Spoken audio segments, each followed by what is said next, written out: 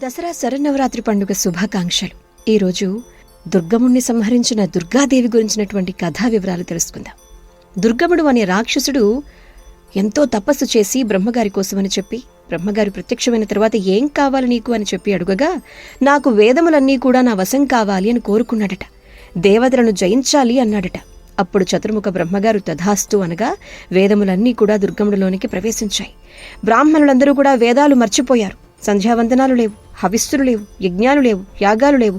దేవతలకి హవిస్సులు లేక ఆకలితో విలువెల్లాడిపోయారట. నీటి చుక్క లేదు. తల్లి అనుగ్రహం లోపించింది.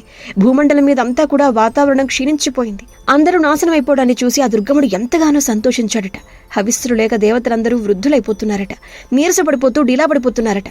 అప్పుడు దేవతలందరూ కలిసి అమ్మను ప్రార్థించగా అమ్మవారు ప్రత్యక్షమయ్యారు. అలా ప్రత్యక్షమైన మొట్టమొదటి అమ్మ స్వరూపానికి శతాక్షి అన్న పేరు.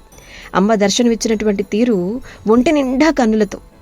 దేవతల ఆవేదన చూసి అమ్మ అన్నారట, మిమ్మల్ని చూడ్డానికి నేను ఇన్ని కళ్ళు పెట్టుకుని ఉన్నాను, మీకు భయం ఎందుకు అని చెప్పి అభయం ఇచ్చారట. బ్రతకడానికి అన్నము నీరు లేవు అని చెప్పి దేవతలు చెప్పగా తన ఒంటి మీద ఉన్నటువంటి నేత్రాలతో కరుణారసాన్ని మొత్తం బ్రహ్మాండమంతా కూడా నింపేసి భూమండలమంతా కూడా అమ్మ కరుణా కటాక్షాలతో నింపి నూతులు, చెరువులు, నదులు అన్ని యథావిధిగా ప్రవహించేలా చేశారట. అమ్మా నిన్ను స్తుతించడానికి మాకు ఓపిక లేదు, ఆకలిగా ఉంది అంటే ప్రాధేయపడితే అప్పుడు అమ్మ శాకంబరి దేవిగా కనిపించారట. అనంతమైన హస్తాలతో అమ్మవారు పళ్ళు, కూరగాయలు అనేకమైనటువంటివన్నీ కూడా ఇచ్చి మళ్ళీ హోమాలు, యజ్ఞాలు, యాగాలు మొదలవటం. బ్రహ్మాండమంతా కూడా మళ్ళీ చిగురించేసరికి దుర్గముడు ఆలోచించడం మొదలుపెట్టాడు. అమ్మేమో అందరికి అన్నం పెడుతోంది. అప్పుడు అమ్మ రాక్షసుడితో యుద్ధం చేయలేదట.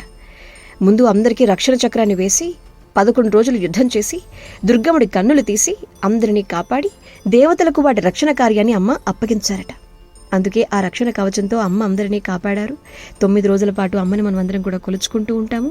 దుర్గముణ్ణి సంహరించి అమ్మ దుర్గాదేవిగా అవతరించడం జరిగింది.